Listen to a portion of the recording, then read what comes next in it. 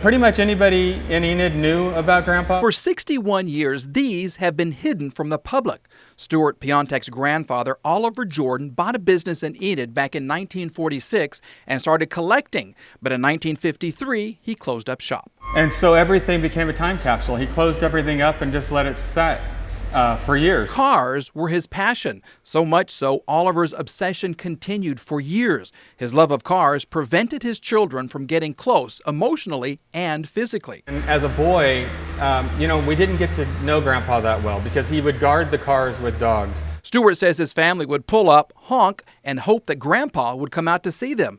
But these cars became a barrier. So I didn't get to know my grandfather as much as I got to know his cars because we would see the cars all the time. Oliver's collection grew to more than 200 vehicles: Oldsmobiles, Kaisers, Plymouths, and Pontiacs. Most of the cars are from the 1930s and 40s. My personal favorite, this Lincoln Continental from the mid-50s. Years later, these very same cars would reunite the two as Oliver's life was coming to an end. And it wasn't until he got sick later in life that I came out and got very close to him and learned about, his life and the cars more at that time. That bond lasted until his death at the age of 90.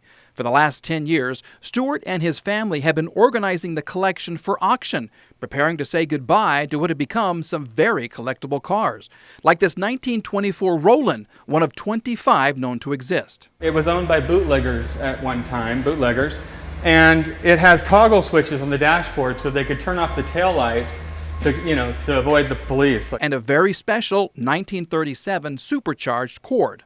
This was Grandpa's baby. It's going to be a beautiful car when it's restored. A collection of machines that once divided a family, now bringing them together before moving on to new families. Honestly, don't get me wrong, I do like money, but it's really been more about saving them, making sure they move on, and bringing our family together, really.